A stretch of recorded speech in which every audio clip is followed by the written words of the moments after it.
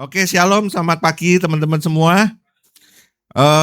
Hari ini kita masih tetap ada di dalam khotbah eksposisi kita, tetaplah berdoa. Cuman hari ini, pagi hari ini, dan nanti ada juga di sore, kita akan mengakhiri eksposisi kita, tetaplah berdoa.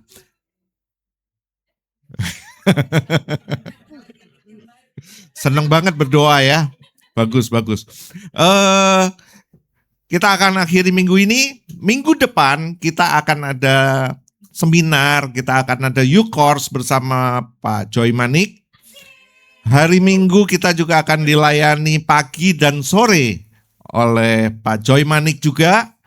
Saya harapkan kita bisa hadir bersama-sama karena pagi dan sore ada kemungkinan berbeda. Topiknya berbeda gitu. Jadi kita bisa belajar bersama-sama. Nah, mulai awal ini Agustus, September, kita akan memulai khotbah eksposisi yang baru, yaitu kita akan bahas kitab Pengkhotbah. Kalau saudara tahu ada satu ayat yang saya suka banget, Pengkhotbah 3 ayat 11. Segala sesuatu indah pada waktunya. Nah, itu kita akan bahas nanti bulan depan mulai awal September, kurang lebih 4 bulan kita akan bahas kitab Pengkhotbah ini. Kurang lebih sampai kita libur Natal nanti. Oke, kita akan masuk lagi, kita akan fokus ke tetaplah berdoa. Kalau beberapa minggu bahkan beberapa bulan yang lalu kita udah belajar tentang doa, ada doa Bapa Kami, kita pernah subtema eksposisi doa Bapa Kami. Selama beberapa minggu kemudian kita belajar tentang ketekunan dalam berdoa. Kemudian kita juga belajar waktu doa Yesus di atas Yesus di Getsemani yang dikatakan bahwa biarlah cawan ini berlalu daripadaku, tapi biarlah kehendakmu yang jadi dan bukan kehendakku. Kemudian ada doa Yesus ketika Yesus di atas kayu salib, ketika dia berkata bahwa Bapa, ampunilah mereka karena mereka tidak tahu apa yang mereka perbuat. Kemudian ada doa untuk musuh, doa-doa Paulus, dan terakhir hari ini kita akan belajar tentang satu tema khotbah. Ketika doa enggak lagi tentang jawaban. Apa itu? Lebih dari sekedar jawaban. Thank you.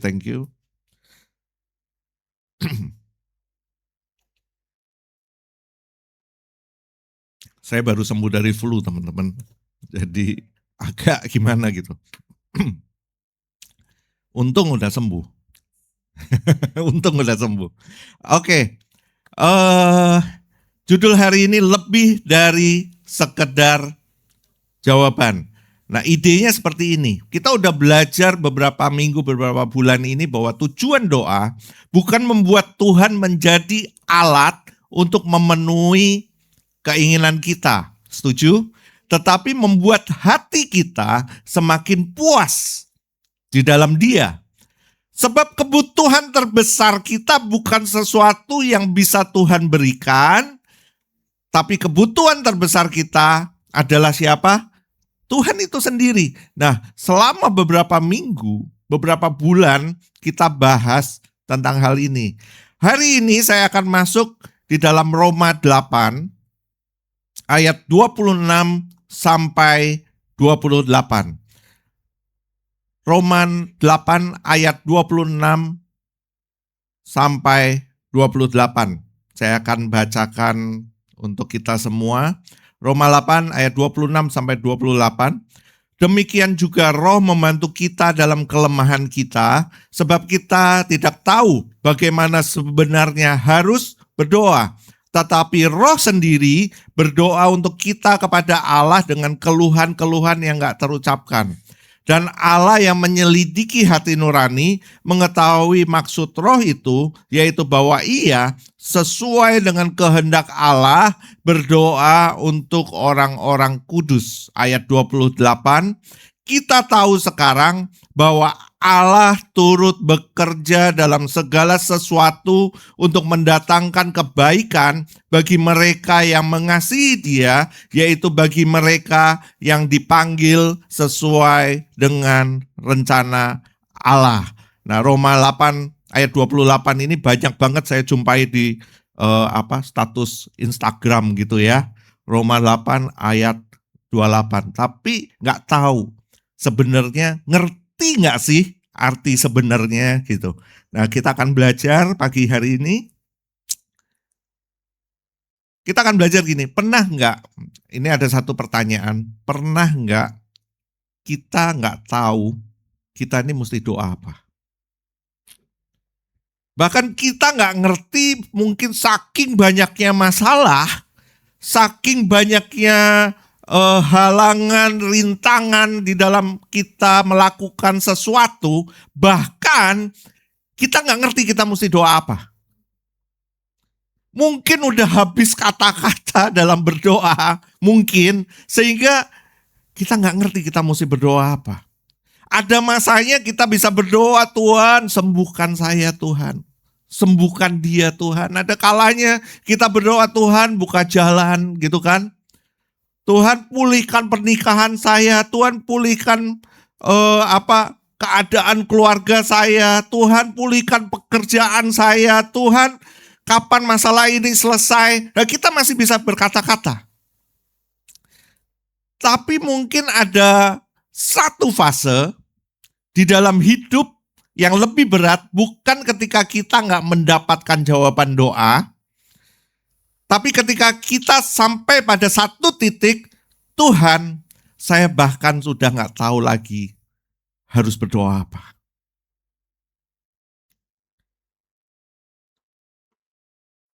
Sering nggak kita ngalami hal seperti ini?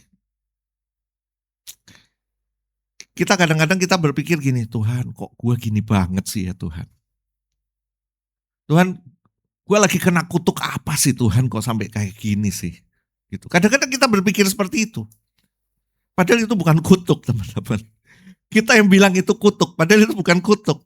Nah gini loh, Roma 8 ayat yang tadi kita bahas ayat 26 sampai 28 itu, Paulus mengatakannya. Dan ternyata Paulus berkata itu normal. Kenapa? Di Roma 8 ayat 26 dikatakan gini, sebab kita tidak tahu bagaimana sebenarnya harus berdoa. Perhatikan, yang ngomongin ini Paulus.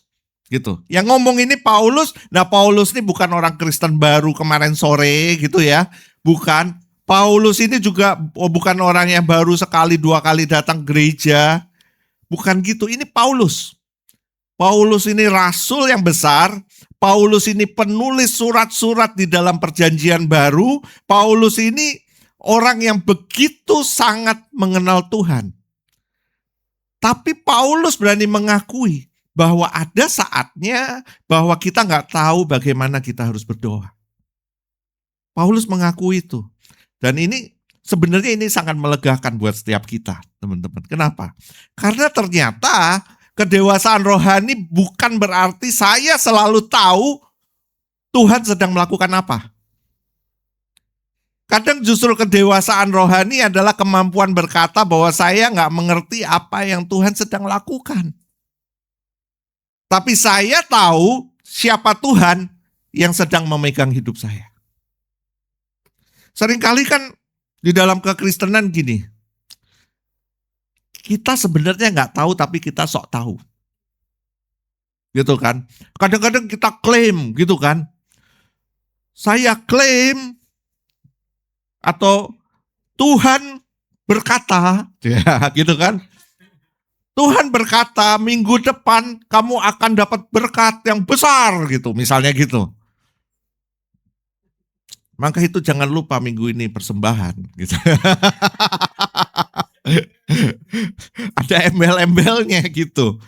Enggak, kadang-kadang kita sering mengklaim sesuatu yang kadang kita sendiri nggak ngerti. Tapi kita sok tahu. Dan kita berlindung itu di balik kata iman. Padahal Itu iman yang ngawur, teman-teman. Karena apa itu iman? Kita udah belajar apa itu iman. Iman adalah percaya penuh kita kepada apa yang Kristus sudah lakukan buat kita. Ingat yang dia sudah lakukan buat setiap kita. Yaitu apa? Karyanya yang begitu besar di atas kayu salib, yang membuat kita bisa ada hari ini, kita bisa hidup hari ini, kita bisa menerima keselamatan hari ini, ya. Kita tahu bahwa kita semua ini adalah orang-orang berdosa, orang-orang yang sampah. Orang-orang sampah. Orang-orang yang gak berharga, orang-orang yang gak berguna, orang-orang yang seharusnya dibuang. Tapi dengan kematiannya di atas kayu salib itu, dia menebus setiap hidup kita untuk kita boleh menjadi berharga hari ini. So, itulah iman. Iman adalah percaya kita atas apa yang dia lakukan. Iman itu bukan tentang minggu depan kamu akan dapat mobil dalam nama Yesus, klaim. Pergi ke pameran mobil, ambil brosur, taruh di atas lemari biar semakin dekat sama Tuhan. Gitu kan? Kalau enggak setiap mobil ditumpangin tangan, dipegang. Wah, dalam nama Yesus ini jadi milik kita. Kalau mau dapat mobil kerja, teman-teman. Kerja. Kalau cuman modal tumpang tangan dapat mobil, ya. Yesus bilang, aku dapat juga katanya. So itulah. Nah, ternyata kedewasaan rohani itu kemampuan berkata saya nggak mengerti apa yang sedang Tuhan lakukan. Tapi saya tahu siapa Tuhan yang sedang memegang hidup saya. Itulah iman. Itulah iman. Nah, kita mesti tahu doa itu ya dimulai dari apa? Kelemahan, bukan kekuatan. Dikatakan di dalam Roma 8 ayat 28 ayat 26 tadi, Roh membantu kita di dalam apa kita? Kelemahan kita. Nah, ini menarik karena kenapa kita seringkali kita datang ke Tuhan itu dengan gini loh, sok kuat. Gitu, kayaknya sok kuat gitu. Kita doa bahkan kadang seperti kasih presentasi PowerPoint ke Tuhan. Gitu kan, kasih PowerPoint ke Tuhan. Tuhan, ini berdasarkan analisa saya, ya, gitu kan. Kalau Tuhan melakukan A, lalu B dan C, maka hasilnya akan seperti ini Tuhan. Kita yang dikte Tuhan loh. Seringkali kita seperti itu. Seakan-akan kita berkata, Tuhan, aku udah bikin semuanya, ya, udah bikin proposalnya, aku udah bikin bisnis plan-nya, Tuhan tinggal approve aja. Seringkali kita kan seperti itu. Nah, tapi Paulus, kita baca ini, Paulus mengatakan doa Kristen justru dimulai dari pengakuan, aku lemah. Saya lemah. Saya nggak ngerti masa depan saya seperti apa Tuhan. Saya nggak tahu apa yang terbaik Tuhan. Saya nggak tahu apa yang akan terjadi bulan depan Tuhan. Bahkan saya nggak sepenuhnya mengerti hati saya sendiri Tuhan. Itulah doa. Tapi seringkali kita berpikir masalah terbesar kita, ini kan sering banget. Waktu kita doa, masalah terbesar kita, kenapa ya Tuhan kok belum atau enggak jawab-jawab doa kita? Padahal ini bisa jadi masalah yang lebih dalam lagi. Kenapa? Karena sebenarnya kita sudah menentukan jawaban apa yang harus Tuhan berikan buat kita. Seringkali gitu kan. Tuhan, apakah itu pasangan hidupku Tuhan? Tapi ya tetap aja nyosor gitu kan. Baru nanya Tuhan, Tuhan apakah itu pasangan hidupku Tuhan? Tapi perbuatannya lebih cepat daripada doanya.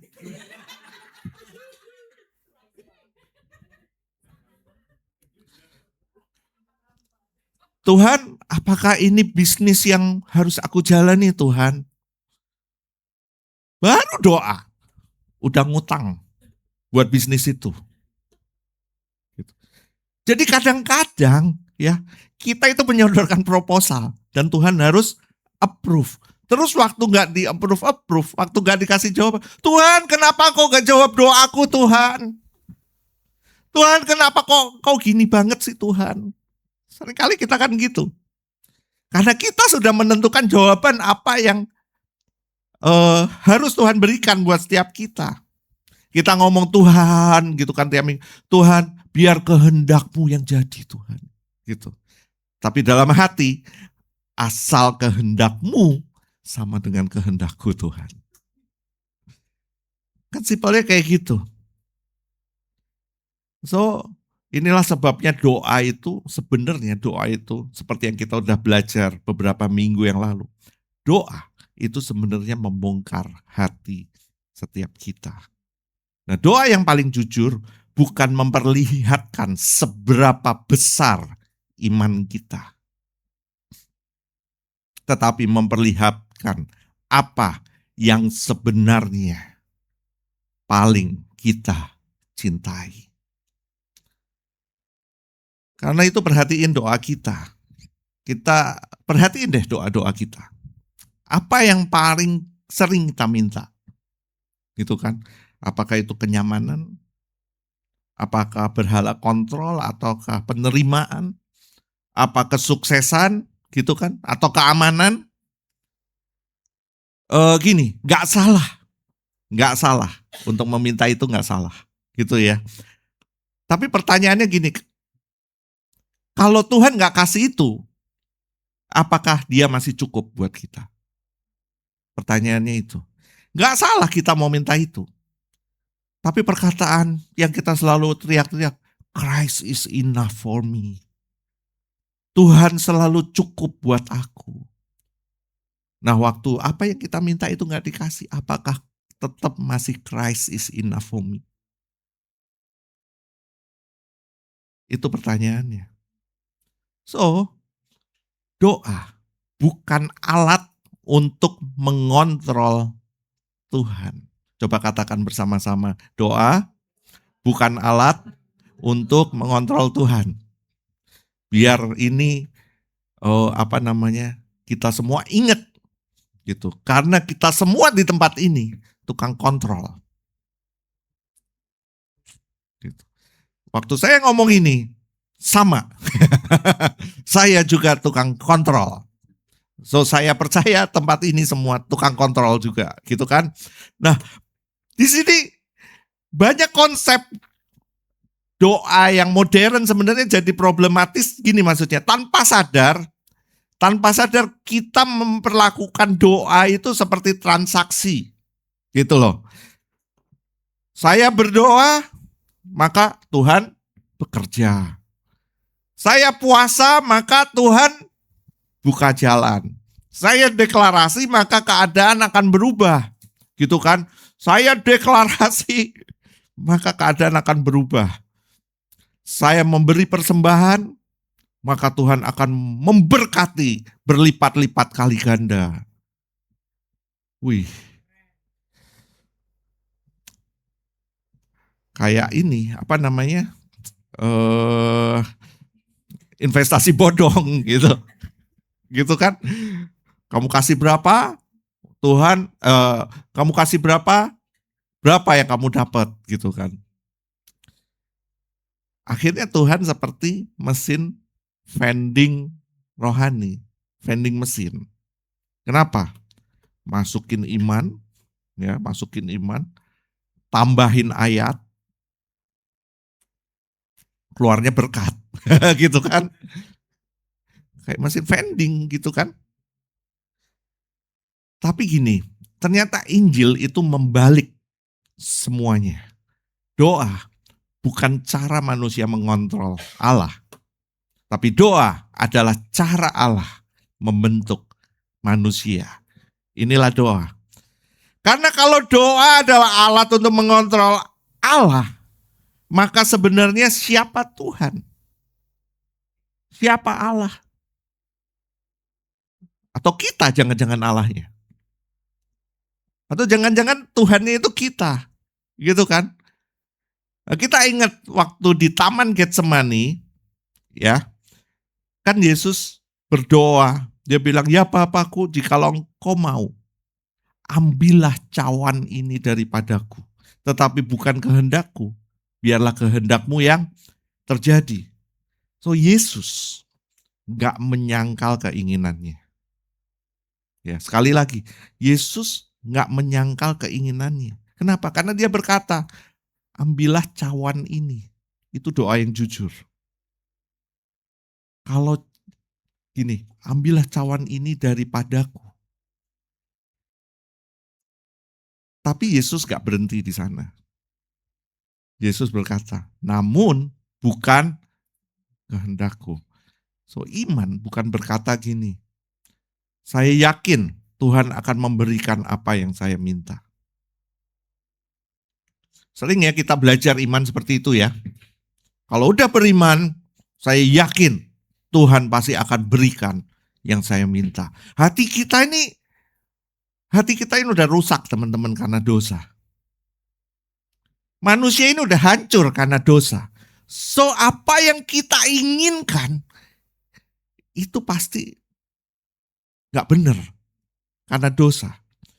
So kalau kita selalu menginginkan sesuatu dan Tuhan selalu menggenapinya keinginan kita, maka dia akan memberikan sesuatu yang gak baik buat kita dong. Gitu kan? Maka itu jadi iman itu bukan berkata saya yakin Tuhan akan memberikan apa yang saya minta. Tapi iman berkata saya percaya apapun yang Tuhan berikan tetap berada di dalam tangan Bapa yang mengasihi saya. Ini jauh lebih sulit, tapi ini juga jauh lebih indah buat setiap kita. Karena kenapa? Karena kita mesti ingat bahwa doa bukan terutama mengubah keadaan, tapi doa itu mengubah setiap kita. Amin. Ini membawa kembali kita kepada doa Paulus, ya. Ketika Paulus berada di dalam penderitaan, Paulus hidupnya menderita, dia di penjara dan lain-lain. Menariknya dia nggak sering pertama-tama berdoa gini, Tuhan hilangkan masalahku Tuhan. Enggak.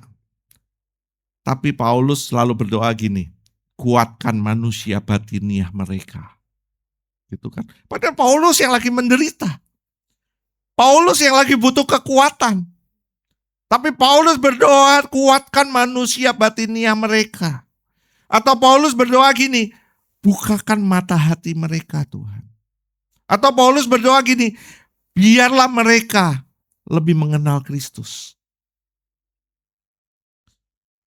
Di dalam penjara, Paulus juga berkali-kali setiap kali kita membuka surat-surat Paulus.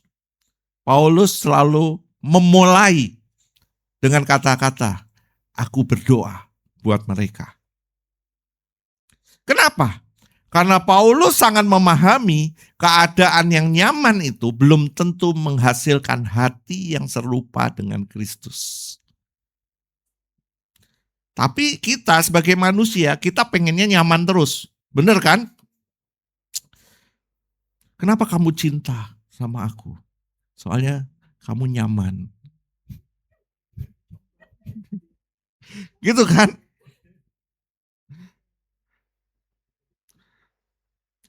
Kenapa kamu mau sama saya? Karena kamu nyaman deh buat saya.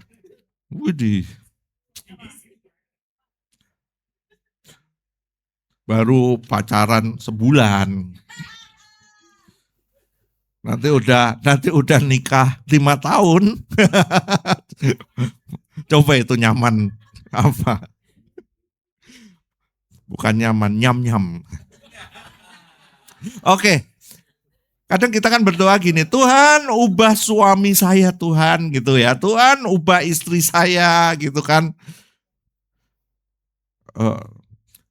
Tuhan ubah anak saya, Tuhan ubah bos saya, Tuhan ubah semua hal yang menurut saya bisa diubah gitu kan. Dan mungkin Tuhan berkata, Bagaimana kalau dimulai dari kamu dulu yang berubah?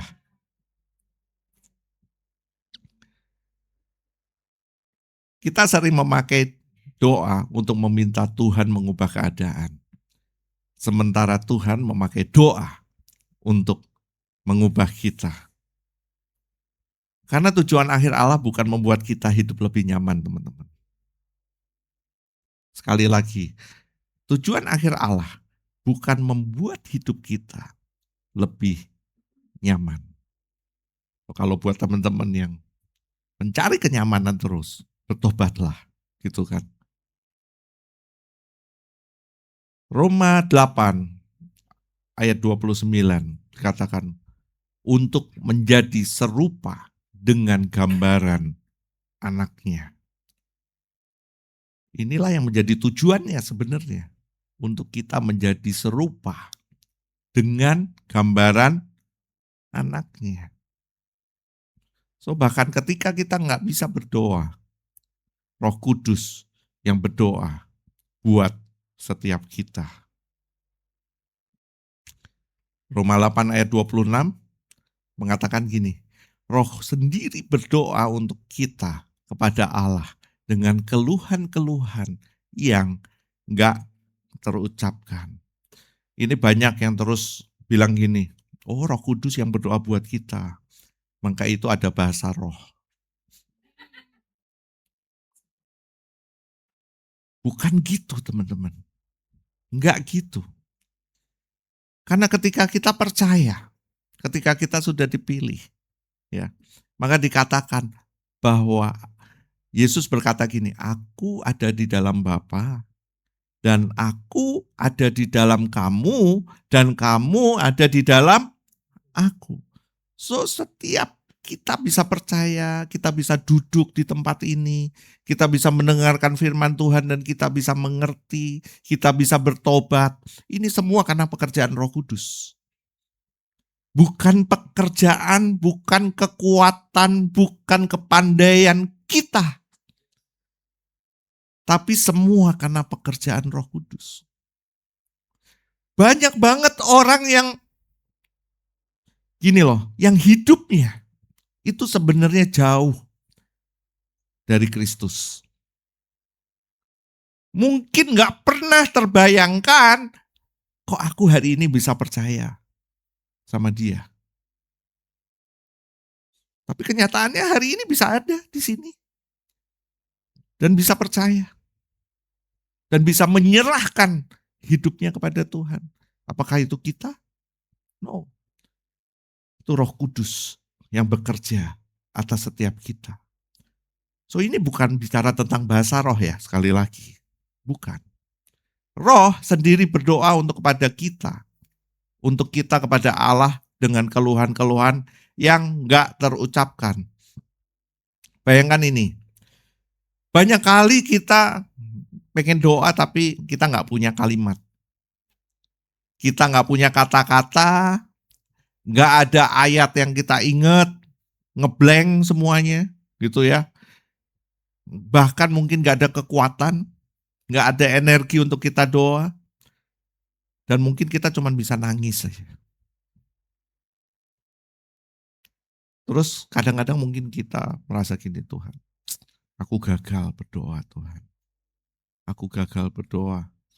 No, Paulus berkata enggak. Karena keselamatan kita bahkan gak tergantung kepada kemampuan kita menyusun doa yang bagus. Enggak.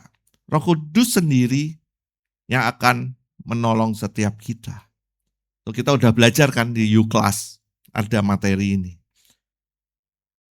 Jadi ada doa yang gak pernah keluar dari mulut kita, tetapi gak pernah luput dari telinga Bapa. Gak pernah luput.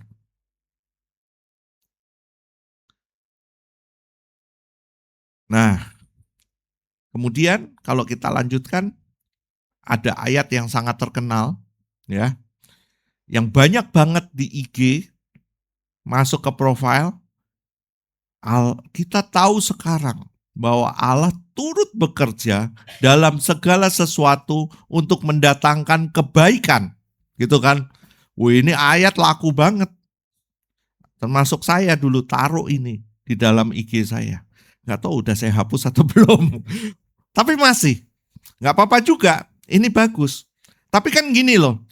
Roma 8 ayat 28 ini sering dipakai terlalu cepat tanpa pengertian yang benar. Ya. Jadi waktu gini, orang kehilangan pekerjaan, tenang. Ada Roma 8 ayat 28. Gitu kan. Seringkali kan kita gitu. Orang lagi berduka, ya. Terus tenang. Semua mendatangkan kebaikan. Kadang-kadang secara teologisnya itu benar. Ya, teologisnya benar. Tapi kalau secara pastoral, timingnya kadang-kadang bisa buat dilempar itu. Gitu kan, orang masih berduka, tenang, semua mendatangkan kebaikan gitu kan. Gini, karena kebaikan di dalam Roma 8 ini bukan berarti semua akan berakhir sesuai dengan keinginan kita.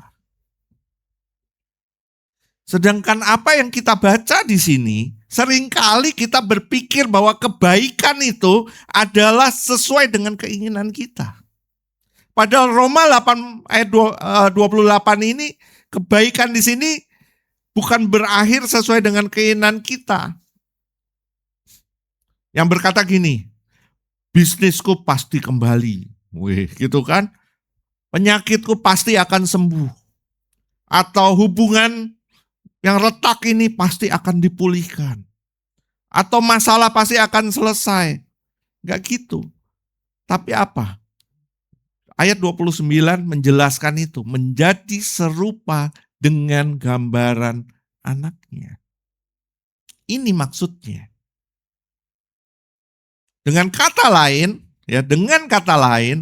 Allah enggak berjanji bahwa semua yang terjadi kepada kita adalah baik menurut kita. Tetapi Allah berjanji tidak ada satupun yang terjadi kepada kita yang tidak dapat Dia pakai untuk membawa kita kepada tujuannya. Ini berbeda. Ini beda banget. Ini beda banget.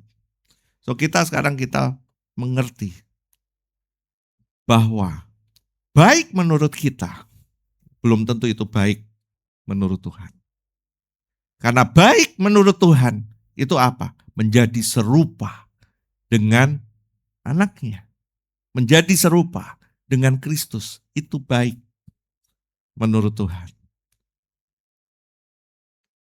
So, kalau udah gini semua, kita udah bahas ini semua.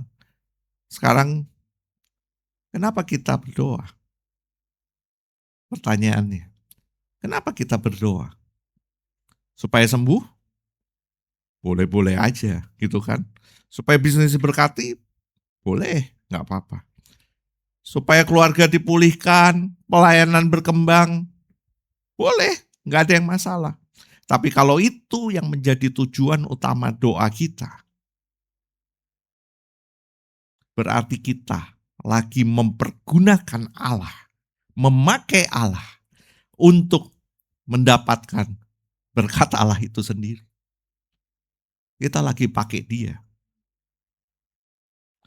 Padahal Injil berkata gini, Allah sendiri adalah berkat terbesar kita.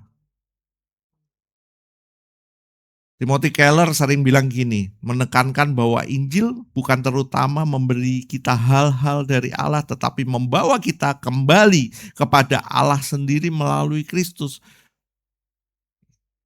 So,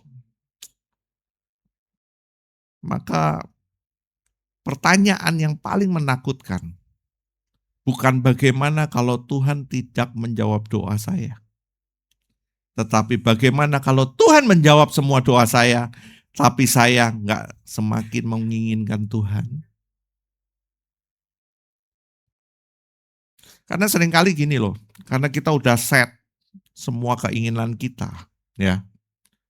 Kita doa, Terus Tuhan sebenarnya jawab. Saya kasih tahu Tuhan tuh pasti jawab loh doa kita. Pasti. Tapi seringkali kalau nggak sesuai dengan keinginan kita anggap Tuhan belum jawab doa kita. Kalau keinginan kita match dengan apa rencana Tuhan yang sempurna buat hidup kita, so kita ngomong Tuhan luar biasa. Tuhan baik. Tuhan jawab doa saya.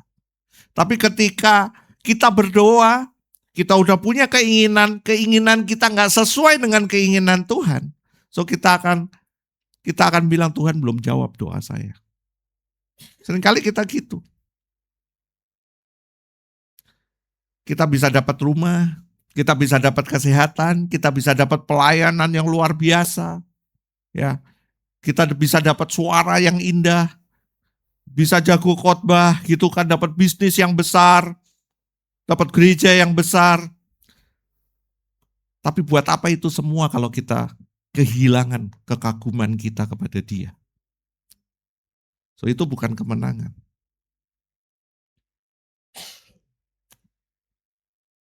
So Yesus waktu di Getsemani dia bilang gini, Bapa, kalau mungkin biarlah cawan ini berlalu.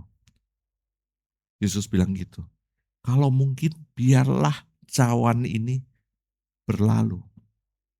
Pertanyaannya, cawannya berlalu enggak? Enggak. Cawan itu enggak berlalu. Yesus malah ditangkap. Yesus malah dipukul. Dia dihina. Dia diludahi. Bahkan dia disalibkan. Dan di atas kayu salib. Disalib. Itu seperti doa. Seperti yang enggak dijawab. Nah, di atas kayu salib. Yesus berteriak, Allahku, Allahku, mengapa engkau meninggalkan aku? Disinilah Injil menjadi sangat indah. Yesus mengalami keheningan Bapa supaya kita nggak pernah ditinggalkan Bapa. Yesus menerima cawan murka supaya kita menerima cawan anugerah. Dia menerima hukuman kita. Kita menerima kebenarannya. Dia dipermalukan seperti pendosa. Kita diterima sebagai anak hari ini. Dia mengalami keterpisahan, penghakiman. Kita memperoleh pendamaian. Dan sebelum salib, kita selalu berdoa, Tuhan kalau engkau mengasihi saya, buktikan dengan menjawab doa saya. Tapi setelah melihat salib, Tuhan engkau sudah membuktikan kasih-Mu. Sekarang ajar aku mempercayai-Mu, bahkan ketika aku belum mengerti jawaban-Mu. Ini bedanya teman-teman. Kita nggak menilai kasih Allah berdasarkan keadaan lagi. Kita menilai keadaan berdasarkan salib. Salib adalah bukti bahwa ketika tangan Tuhan terasa nggak terlihat, hati Tuhan tetap dapat dipercaya.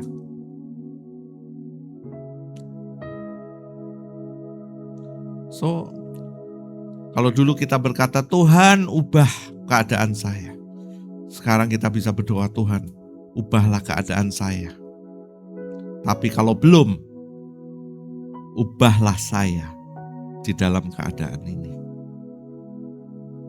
Dulu kita bisa bicara, Tuhan berikan yang saya mau. Sekarang bisa berdoa, Tuhan bentuklah apa yang saya mau. Dulu kita bisa berkata, Tuhan lakukan kehendak saya. Sekarang kita bisa berkata, Tuhan buatlah kehendak-Mu itu menjadi kerinduan buat saya. Dulu kita bisa berkata, Tuhan kenapa Engkau diam aja Tuhan. Tapi hari ini kita bisa berkata, ketika kita melihat salib dan kita berkata, aku gak ngerti Tuhan. Aku belum ngerti Tuhan. Tapi yang aku tahu, Engkau mengasihiku Tuhan. So sekarang kita harus gimana? Sekarang kita harus bagaimana? Mungkin setelah kita dengar khotbah ini, ada pertanyaan gini. Jadi saya cuma berdoa dan menunggu Tuhan aja. Cuma nunggu Tuhan aja. No, bukan gitu. So kalau kita hari ini lagi cari pekerjaan, ya tetap kirim lamaran kita. Kalau bisnis kita lagi sulit, ya tetap kita cari jalan keluar. Kalau hubungan kita lagi ada masalah, tetap temui dan ajak ngobrol. Kalau kita salah, ya kita minta maaf. Kalau tubuh kita sakit, ya periksa ke dokter, berobat. Kalau anak kita lagi jauh, ya tetap dekati dan kasih. Doa gak membuat kita berhenti melakukan sesuatu. Doa itu bukan teknik untuk mendapatkan sesuatu dari Tuhan. Doa adalah relasi anak dengan Bapa melalui Kristus dalam pertolongan Roh Kudus. So di dalam doa, justru doa membuat kita mengerti. Ada bagian yang bisa saya kerjakan. Ada bagian yang memang hanya Tuhan yang bisa kerjakan. Kita semua bisa bekerja keras. Tapi kita gak bisa menjamin hasilnya seperti apa. Sekali lagi kita bisa bekerja keras. Tapi kita gak bisa menjamin hasilnya seperti apa. Kita bisa mengasihi seseorang. Tapi sejujurnya kita gak bisa ngontrol hatinya seperti apa. Kita bisa mendidik anak kita. Mungkin dengan keras. Dengan tertib. Tapi kita gak bisa menentukan seluruh arah masa depan anak kita itu seperti gimana. Gak bisa. Kita bisa mempersiapkan pelayanan kita sebaik mungkin. Tapi kita gak bisa membuat seseorang itu menjadi bertobat. Jadi sederhananya gini, kerjakan apa yang memang menjadi bagian kita. Serahkan kepada Tuhan apa yang memang bukan menjadi bagian kita. So masalahnya kita sering terbalik, yang menjadi bagian kita malah gak kita kerjain. Tapi yang menjadi bagian Tuhan malah kita pikirin siang dan malam. Kebalik.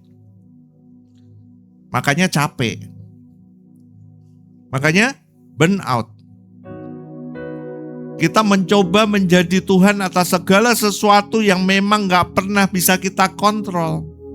So kecemasan itu sering muncul ketika kita mencoba mengontrol sesuatu yang sebenarnya hanya bisa kita serahkan. So mungkin doa kita minggu ini gak perlu rumit-rumit. Kita bisa doa gini, Tuhan, apa yang bisa aku kerjakan hari ini? Terus kerjakan. Dan setelah itu, Tuhan, sisanya aku serahkan kepadamu. Bukan kita pasrah begitu aja. Bukan karena kita pasrah gitu aja, tapi karena salib, di atas salib. Kita sudah melihat siapa yang memegang hidup kita.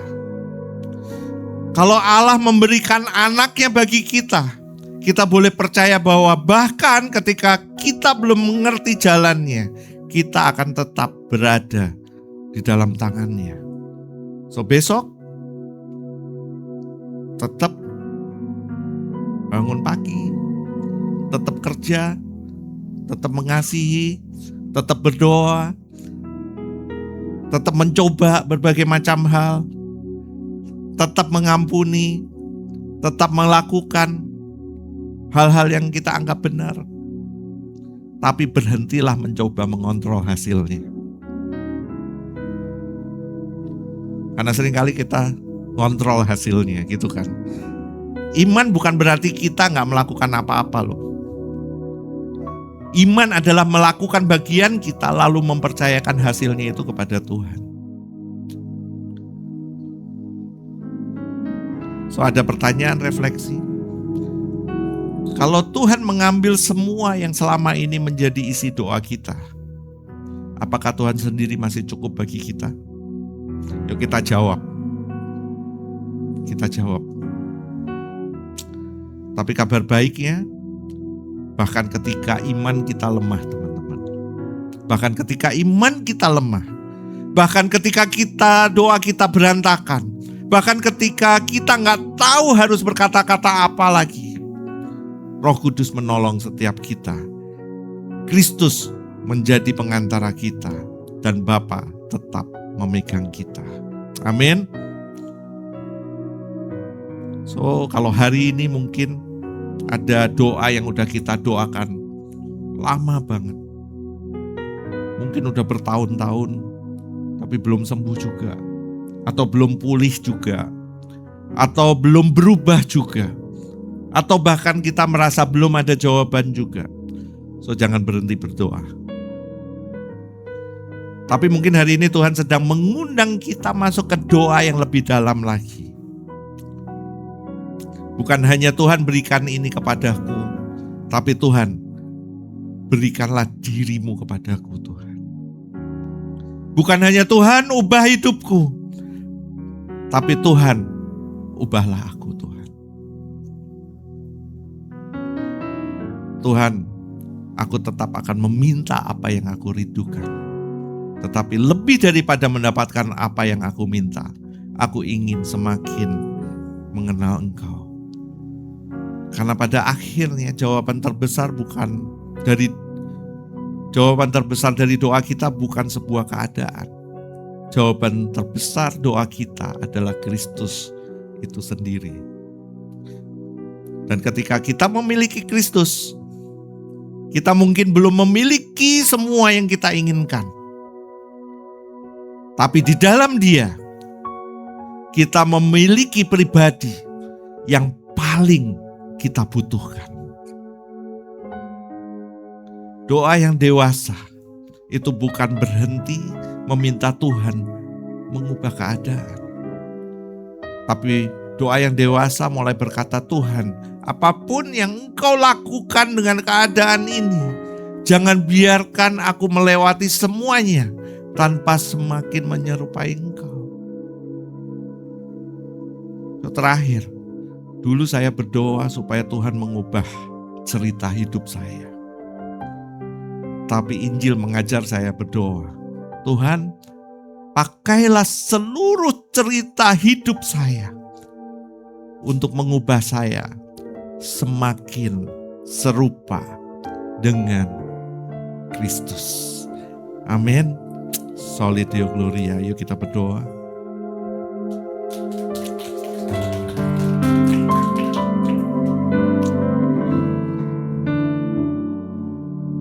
Tuhan, ampuni kami Tuhan. Kalau kami selama ini masih mengontrol, kami selama ini masih merindukan keadaan yang kami anggap itu baik buat hidup kami. Hari ini kami mau bertobat Tuhan. Dan kami mau berkata, Tuhan ubah hidup kami Tuhan. Ubah kami untuk kami boleh semakin serupa dengan Engkau.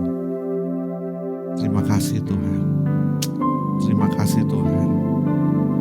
Biarlah hari ini kami boleh semakin mengerti akan Engkau Tuhan.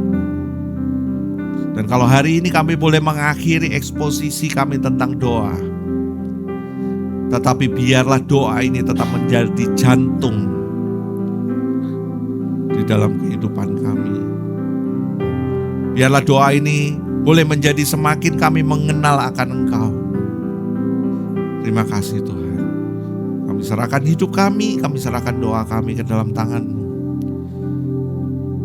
Dan akhirnya kami ingin katakan, dan bukan kehendak kami yang jadi, tapi biarlah kehendak-Mu yang jadi atas hidup kami Tuhan. Terima kasih Tuhan. Hanya di dalam nama Tuhan kami Yesus Kristus kami berdoa. Amin, amin, amin, amin.